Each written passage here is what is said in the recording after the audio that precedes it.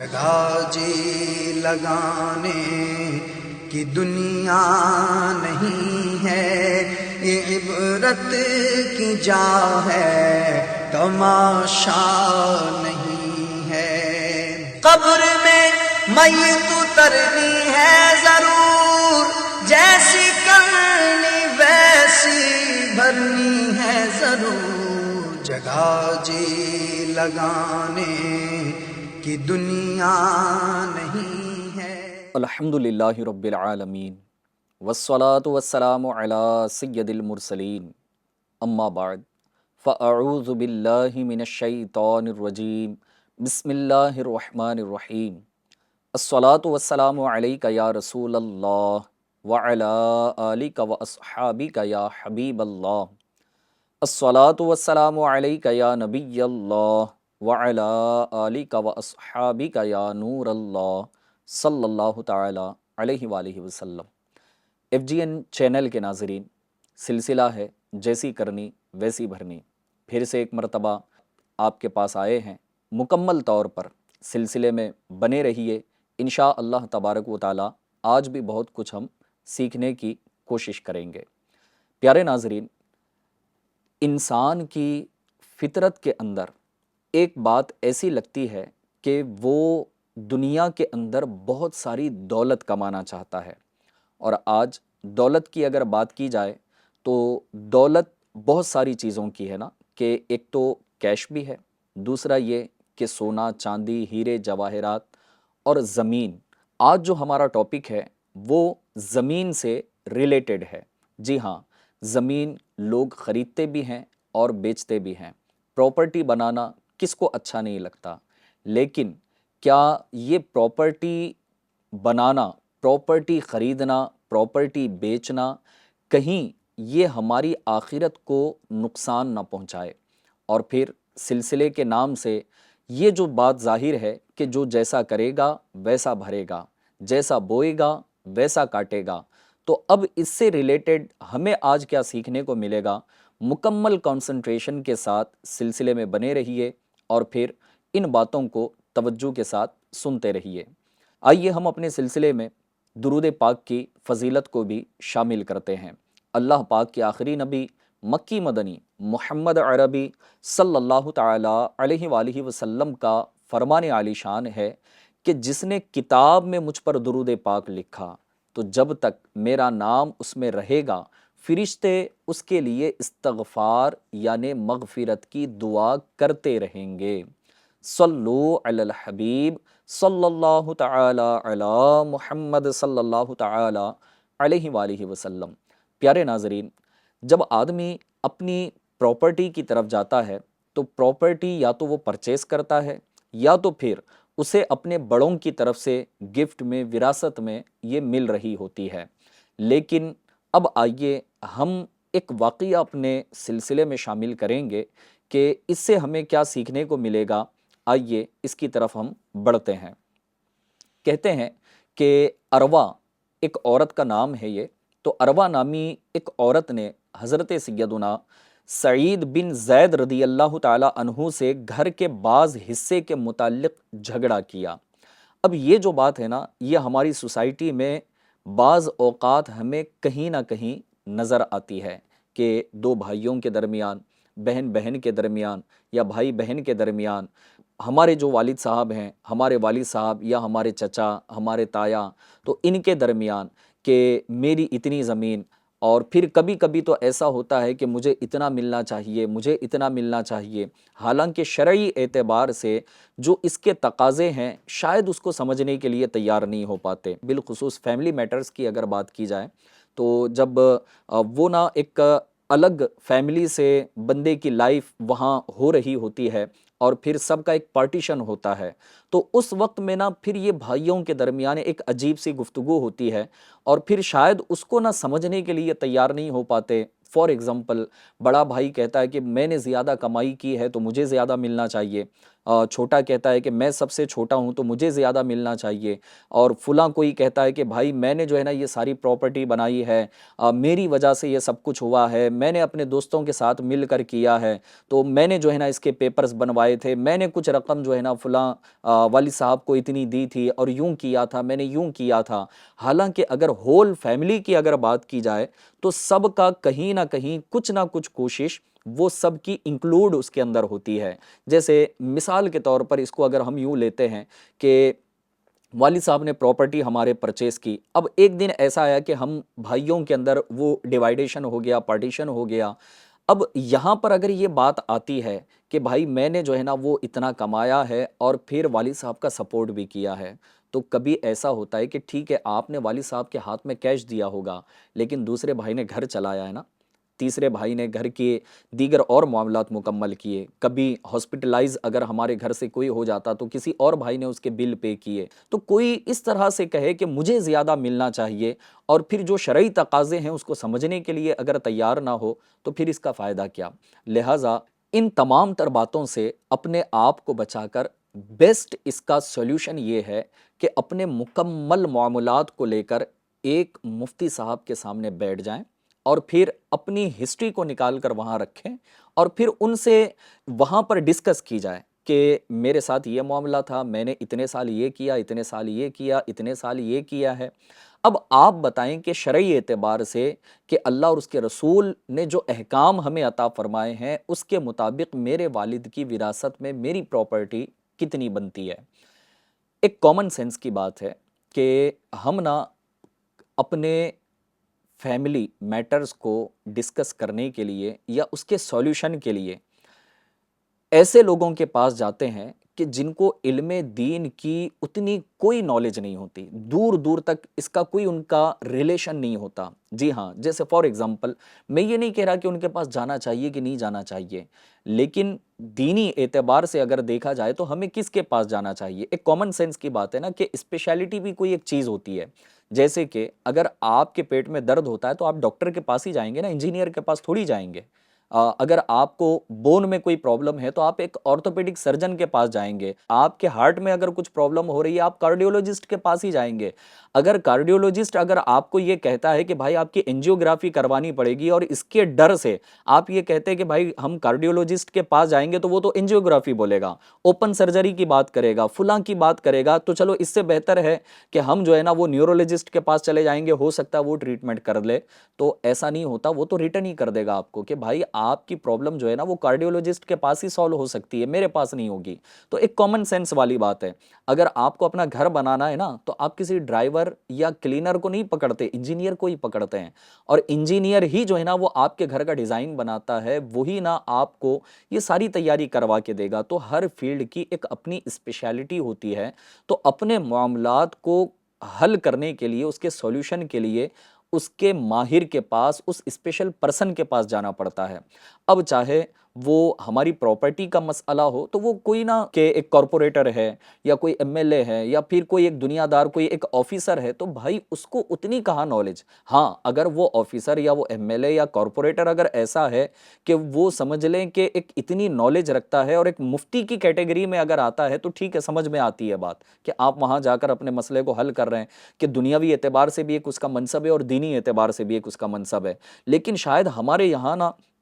ایک بات لوگوں کے ذہن میں یہ بیٹھی ہوئی ہے کہ لوگ نا پہلے سے اس کا رزلٹ جانتے ہیں کہ اگر میں ان کے پاس جاؤں گا نا تو مفتی صاحب تو یہی جواب دیں گے، چلو اس سے بیٹر ہے کہ ہم کارپوریٹر کے پاس چلے جاتے ہیں، ایم ایل اے کے پاس چلے جاتے ہیں، یا پھر گلی کے اندر نا کوئی ایسا آدمی ہو کہ جو سب کو ڈرانے دھمکانے والا ہوتا ہے تو اس کے پاس چلے جاتے ہیں۔ تو میرے پیارے ایف جی این چینل کے ناظرین، میں جو آپ کو ریکویسٹ کرنا چاہ رہا ہوں، میں جو آپ کو بتانا چاہ رہا ہوں، آئی ہوپ کہ آپ جو ہے نا وہ سمجھ رہے ہوں گے کہ ہم نے نا وہ اسپیشل پرسن کے پاس جانا پڑے گا جو اس فیلڈ کا ماہر ہے۔ لہٰذا اب آئیے ہم اپنے واقعے کو مزید کنٹینیو کرتے ہیں۔ تو یہاں پر میں یہ عرض کر رہا تھا کہ اروا نامی جو ایک عورت تھی، اس کا نا اس معاملے میں جھگڑا ہو گیا، کس سے؟ جو صحابی رسول ہیں حضرت سیدنا سعید بن زید رضی اللہ تعالیٰ عنہ سے۔ اور کس معاملے میں جھگڑا ہوا کہ گھر کی زمین جو تھی اس کے کچھ حصے کے متعلق جھگڑا ہوا۔ تو آپ رضی اللہ تعالیٰ عنہ نے ارشاد فرمایا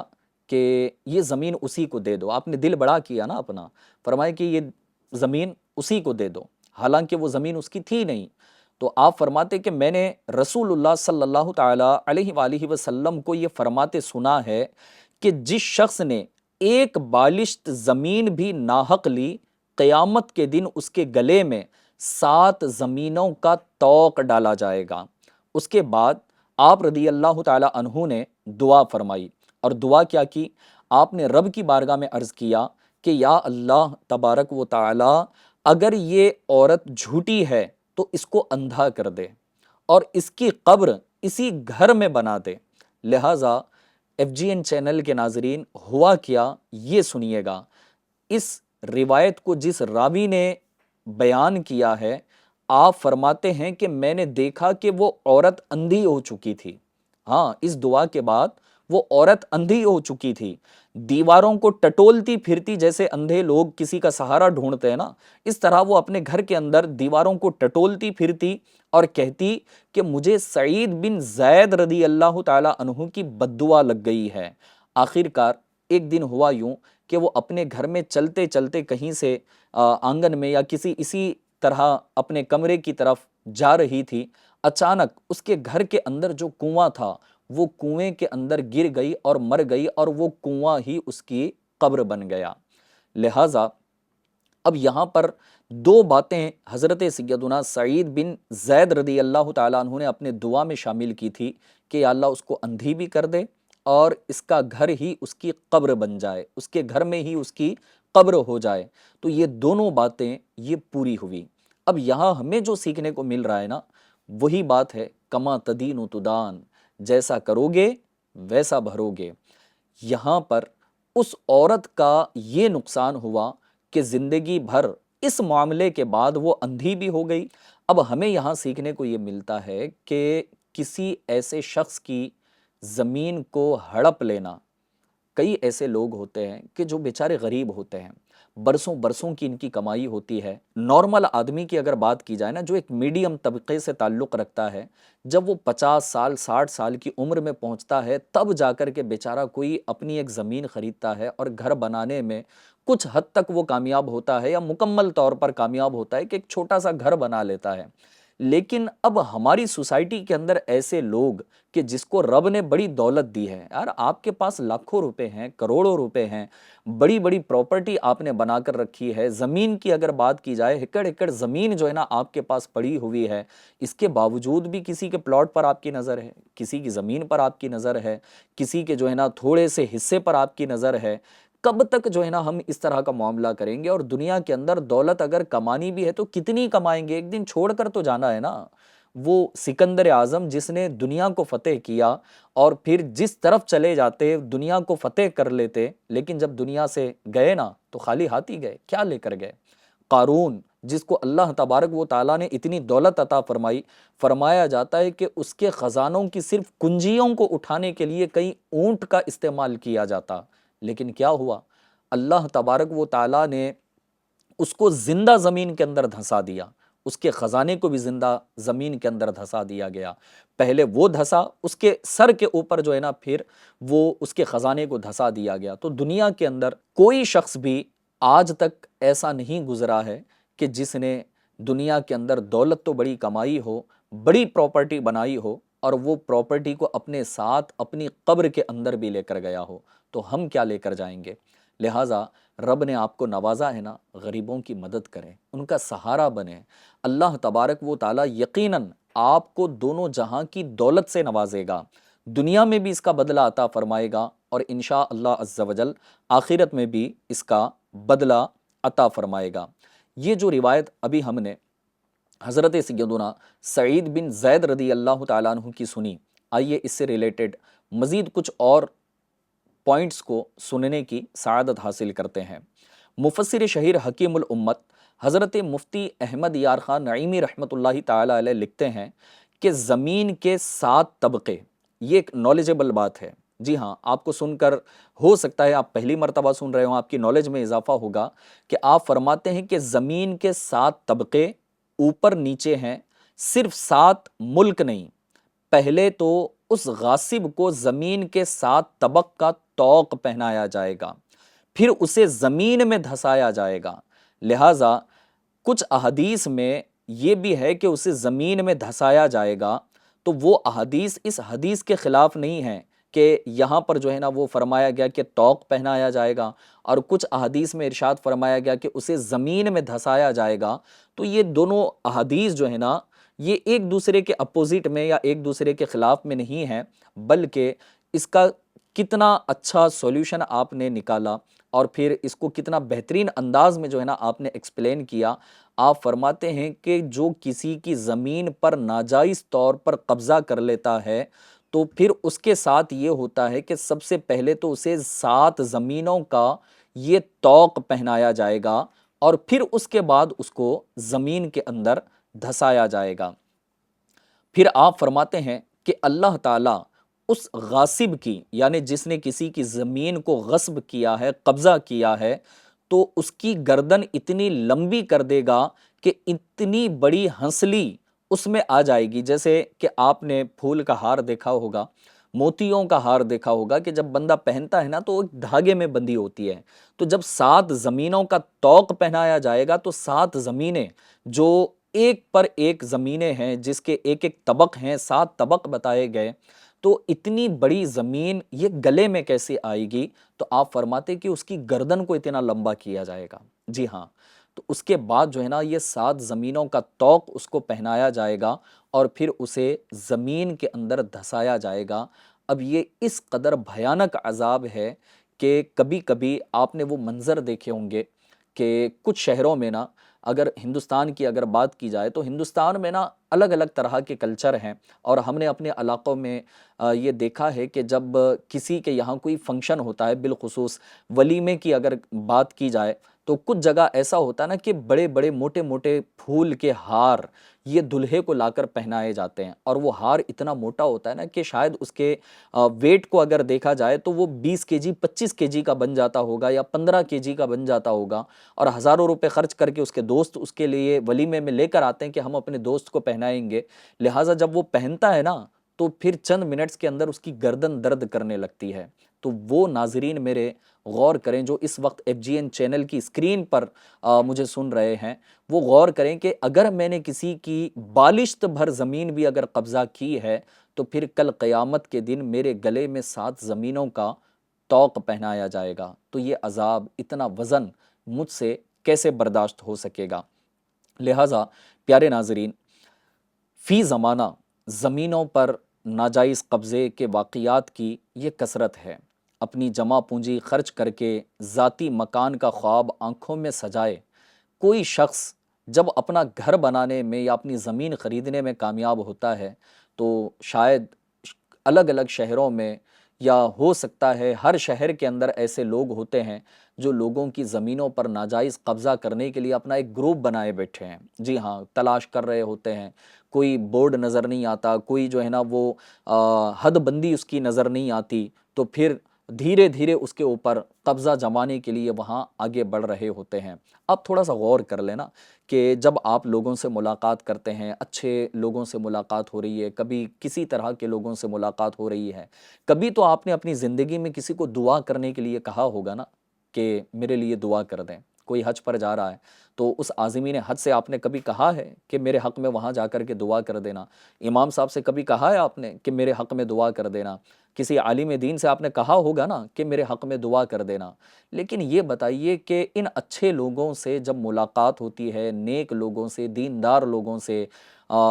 بالکل ایماندار لوگوں سے جب ملاقات ہوتی ہے نا تو آپ دعاؤں کے لیے کہتے ہیں، کہنا بھی چاہیے۔ اچھا، ایک چیز یہ سمجھنے والی بات ہے نا، آپ پراپرٹی بنا کیوں رہے ہو؟ بھائی کروڑوں روپے کما لیے نا، ابھی مزید پراپرٹی کی ہرس ہے تو کیوں ہے؟ آدمی پراپرٹی بناتا کیوں ہے، پیسہ کماتا کیوں ہے، اور پھر دن رات وہ پیسہ کمانے کے لیے اتنی اسٹرگل کرتا کیوں ہے؟ تو بیسیکلی نا اس کا ایک ریزن سمجھ میں آتا ہے، اور وہ یہ ہے کہ اس کو نا چین کی نیند چاہیے، اس کو دن میں سکون چاہیے، اس کو اطمینان چاہیے، اس کو نا ایک ایسا سیٹسفیکشن کے ساتھ ایک ایسا انوائرمنٹ چاہیے کہ بندہ سیٹسفائی ہو کر کے اپنی لائف کو پرسکون ہو کر کے گزارے۔ لیکن جب آپ کسی کی زمین پر قبضہ کر لوگے، آپ کو سکون کی نیند آئے گی؟ کسی کی پراپرٹی ہڑپ کر لیں گے، آپ کو دن میں چین ملے گا؟ ہر وقت آپ ٹینشن میں رہیں گے، کبھی کوئی مارنے تو نہیں آئے گا، کبھی کوئی پولیس کو لے کر تو نہیں آ جائے گا، کبھی کوئی کچھ کر تو نہیں دے گا؟ تو بھائی ایسی پراپرٹی کا فائدہ کیا جو دنیا کے اندر بھی آپ کو چین، سکون اور اطمینان والی زندگی نہیں دے رہی ہے، اور پھر ایسی پراپرٹی کا کیا فائدہ جو آپ کی آخرت کو بھی تباہ و برباد کر کے رکھ ڈالے گی؟ لہٰذا FGN چینل کے ناظرین سے میں یہ ریکویسٹ کروں گا کہ اگر کبھی اس طرح کا کوئی معاملہ کیا ہے تو فوراً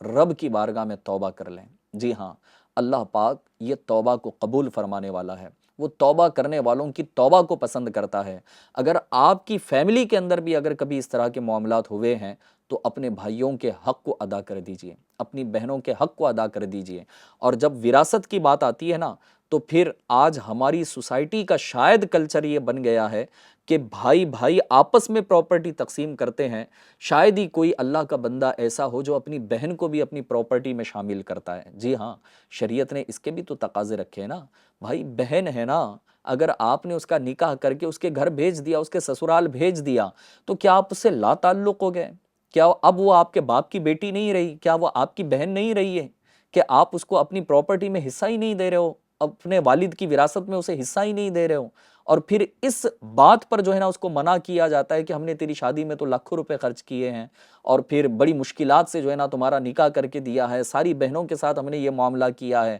ہمارے لیے کیا ہوا؟ ہم پر اتنا کوئی خرچ نہیں ہوا، اب پراپرٹی تو ہمارے پاس رہنے دو، ہم کہاں سے جو ہے نا تمہارا حصہ دیں، ہمارا اپنا حصہ معاف کر کے چلی جاؤ۔ تو ٹھیک ہے، اگر وہ بظاہر معاف کر کے چلی بھی جاتی ہے تو کیا دل سے معاف کر رہی ہے؟ تو شریعت نے جتنا حصہ بھائی کے لیے رکھا ہے اتنا بھائی کو دیا جائے، جتنا بہن کے لیے رکھا ہے اتنا بہن کو دیا جائے، اور جتنا جن لوگوں کے لیے، رشتہ داروں کے لیے رکھا ہے ان کو بھی، کیونکہ یہ ایک الگ الگ معاملات ہوتے ہیں وراثت کے، اور اس کے لیے بھی مفتیان کرام سے رہنمائی لینی چاہیے۔ الغرض کہنے کا مقصد یہ ہے کہ اپنے آپ کو ایسے خطرے میں نہ ڈالیں کہ جس کی وجہ سے دنیا بھی ہلاک ہو اور ہماری آخرت بھی ہلاک ہو جائے۔ مزید آئیے ایک اور روایت انشاءاللہ عز و جل میں آپ کو سناتا ہوں کہ نبی اکرم صلی اللہ تعالیٰ علیہ وآلہ وسلم نے زمین پر قبضہ کرنے والوں کے متعلق کیا ارشاد فرمایا۔ سرکار نامدار مدینے کے تاجدار صلی اللہ تعالیٰ علیہ وآلہ وسلم نے ارشاد فرمایا کہ جس نے ناحق زمین لی، قیامت کے دن اسے یہ تکلیف دی جائے گی کہ اس کی مٹی اٹھا کر میدان محشر میں لائے گا۔ جی ہاں، کہ اسے یہ تکلیف دی جائے گی، گویا یوں سمجھ لیں کہ اسے یہ عذاب دیا جائے گا کہ جس کی زمین پر اس نے قبضہ کیا ہے اسے وہ مٹی جو ہے نا اتنی زمین کی اٹھا کر میدان محشر میں وہ اس کو لانا پڑے گا۔ ایک حدیث پاک میں ہے کہ رسول اللہ صلی اللہ تعالیٰ علیہ وآلہ وسلم ارشاد فرماتے ہیں کہ جو تھوڑی مقدار زمین بھی ناجائز طور پر لے لے تو ساتوں زمینوں کا طوق اس کے گلے میں ڈالا جائے گا، نہ اس کا فرض قبول ہوگا نہ نفل قبول ہوگا۔ FGN چینل کے ناظرین، اب یہ جو حدیث پاک میں آخری جملے ہیں نا کہ نہ اس کا فرض قبول ہو نہ اس کا نفل، اب یہاں میں ان لوگوں کو عرض کرنا چاہوں گا کہ جو حاجی صاحب بھی کہلاتے ہیں، بڑے سخی بھی ہیں، جی ہاں نمازی بھی ہیں، اس کے علاوہ اور بھی بہت کچھ نیکیاں کرنے والے ہیں، لیکن بھائی آپ غور کریں کہ آپ نے جو حج کیا ہے نا، کہیں ایسا تو نہیں کہ کسی کی زمین کو ہڑپ کر کے، کسی کی زمین پر قبضہ کر کے، جی ہاں آپ نے اسی پراپرٹی کو بیچ کر، کسی اور کی زمین کو اپنا بتا کر، ڈرا دھمکا کر کے، ہاں کبھی ایسا بھی ہوتا ہے یا کبھی ایسا بھی کیا ہوگا کہ کسی غریب نے اس پراپرٹی کو خریدا تھا، آپ نے قبضہ کر لیا، وہ کہتا ہے کہ بھائی یہ تو پیپرز میرے پاس ہیں، لہٰذا میری زمین یہ ہے، لیکن چونکہ آپ کے پاس طاقت ہے، آپ کے پاس پاور ہے، آپ کے پاس ایسے آفیسرز ہیں جو آپ کا سپورٹ کرتے ہیں، آپ کے پاس ایسے لوگ ہیں کہ جو آپ کا ان کاموں کے اندر ساتھ دیتے ہیں، تو پھر آپ اس کو ڈراتے ہیں، اس کو دھمکاتے ہیں کہ بھائی میری پہنچ وہاں تک ہے، میں اس آفس سے تمہارے پیپر کینسل کروا دوں گا، تمہارا نام نکلوا دوں گا، فلاں کر دوں گا۔ اب وہ بیچارے غریب سے کہا جاتا ہے کہ اتنے پیسے دو تو پھر میں ہٹوں گا۔ بھائی کر کیا رہے ہو؟ جی ہاں، کس سے لے رہے ہو اور کیا یہ پیسہ کب تک رہے گا؟ اور پھر اسی پیسے سے تم نے حج کیا، اسی پیسے سے تم نے جو ہے نا رمضان میں لوگوں کو افطاری کروائی، اسی پیسے سے تم نے غریبوں کو کپڑے تقسیم کیے تھے، اسی پیسے سے سردی کے ایام میں لوگوں کے اندر بلینکٹ تقسیم کی تھی۔ واہ واہ تو تمہاری ہو رہی ہے، نام تو ہو گیا، شہرت تو ہو گئی، بہت کچھ ہو گیا، لیکن اس حدیث پاک پر بھی تو غور کریں کہ پیارے آقا نے کھلے کھلے اور پیارے الفاظ میں ارشاد فرمایا کہ ایسے شخص کا نہ فرض قبول کیا جائے گا نہ نفل قبول کیا جائے گا۔ تو وہ حاجی صاحبان، وہ سخی صاحبان، وہ نمازی صاحبان جو پھر اس طرح کا کام کر کے رب کی عبادت کر رہے ہیں، میں یہ نہیں کہہ رہا کہ اس طرح کا کام کر کے رب کی عبادت نہیں کرنی چاہیے، رب کی عبادت تو کرنی چاہیے لیکن تقوی اور پرہیزگاری کے ساتھ۔ جی ہاں، جس کے پیٹ میں حرام کا لقمہ چلا جائے اس کی عبادت کیسے قبول ہو؟ جی ہاں، یہ تو فرمایا گیا نا کہ جس کے پیٹ میں حرام کا لقمہ جاتا ہے نا اس کی عبادت قبول نہیں کی جاتی، اور پھر جب تک اس کا پیٹ میں وہ لقمہ رہتا ہے اس کی دعائیں قبول نہیں کی جاتی، اور پھر حرام کے لقمے سے جو اس کا گوشت پوست بنتا ہے نا قیامت کے دن اس حصے کو جہنم کی آگ میں جلایا جائے گا۔ مزید فرمایا گیا کہ حرام کا لقمہ جب تک اس کے پیٹ میں ہے اور پھر اسی حالت میں اگر وہ انتقال کر جائے تو پھر اسے جہنم میں ڈالا جائے گا۔ تو یہ تو حرام ہی ہے کہ لوگوں کے زمینوں پر ناجائز قبضہ کر لے۔ سرکار اعلیٰ حضرت امام اہل سنت امام احمد رضا خان علیہ رحمت الرحمن یہ کیا فرماتے ہیں، آئیے سنیے۔ آپ فرماتے ہیں کہ زمین پر قبضہ کرنے والے کو جھنجوڑا آپ نے، اور جھنجوڑتے ہوئے فتاوی رضویہ جلد نمبر 19 صفحہ نمبر 665 پر آپ لکھتے ہیں کہ اللہ قہار وہ جبار کے غضب سے ڈرے، ذرا من 2 من نہیں 20-25 ہی سیر مٹی کے ڈھیلے گلے میں باندھ کر گھڑی 2 گھڑی لیے پھرے، اس وقت قیاس کرے کہ اس ظلم شدید سے باز آنا آسان ہے یا زمین کے 7 طبقوں تک کھود کر قیامت کے دن تمام جہان کا حساب پورا ہونے تک گلے میں معاذ اللہ یہ کروڑوں من کا طوق پڑنا اور 7ویں زمین تک دھسا دیا جانا یہ آسان ہے۔ اعلیٰ حضرت امام اہل سنت نے ایک پریکٹیکل بات کی ہے کہ اگر کسی کو یہ لگتا ہے نا تو وہ تھوڑا سا یہ پریکٹیکل کر کے دیکھ لے کہ گلے میں نا کوئی بوری وغیرہ کوئی ایسی چیز گلے کے اندر ڈالے اور پھر اس کے اندر نا 20-25 سیر مٹی ڈال کر دیکھے کہ اس کا وزن کتنا ہوتا ہے۔ چلو ایک اور ایگزامپل کے طور پر کہ سیمنٹ کا ایک تھیلا ہوتا ہے نا، سیمنٹ کا تھیلا،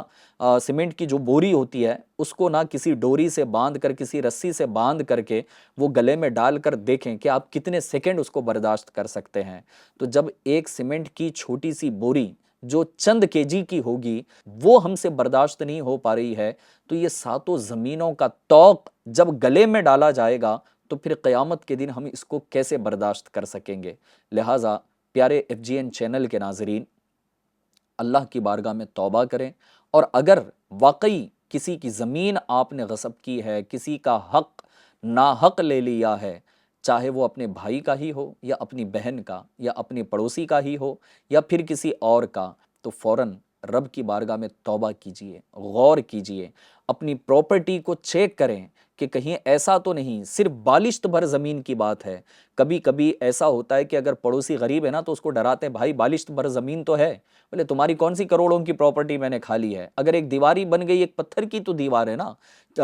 6 انچ کی تو دیوار میں نے بنائی، 8 انچ کی دیوار بنائی، 1 فٹ کی دیوار بنائی، اتنے میں تمہارا کون سا نقصان ہو گیا؟ تو لہٰذا یہ نہ آپ ڈرا دھمکا کر اپنے اس غریب پڑوسی کو تو خاموش تو کروا لو گے، لیکن قیامت کے دن یہ 7 زمینوں کا طوق برداشت نہیں ہو پائے گا۔ لہٰذا ابھی اپنی پراپرٹی کو چیک کریں، کہیں ایسا تو نہیں کہ ایک بالشت بھر زمین کا ٹکڑا بھی کہیں میری پراپرٹی میں تو نہیں آ گیا، اور اگر واقعی چیک کرنے کے بعد اگر نکلتا ہے تو جس کا ہے اس کو دیا بھی جائے، اس سے معافی بھی مانگی جائے، رب کی بارگاہ میں بھی توبہ کی جائے۔ اللہ تبارک و تعالیٰ یقیناً توبہ کرنے والوں کو پسند فرماتا ہے، اور جب بندہ سچی توبہ کرتا ہے تو اللہ پاک اس کی توبہ کو قبول بھی فرماتا ہے، اور قرآن کریم میں ارشاد فرمایا یہاں تک کہ جب بندہ سچی توبہ کرتا ہے نا تو اللہ تبارک و تعالیٰ اس کے گناہوں کو نیکیوں میں بھی بدل دیتا ہے۔ تو کیا عجب کہ ہمارا رب ہم سے ایسا راضی ہو کہ ایک مسلمان کا دل بھی خوش ہو جائے گا،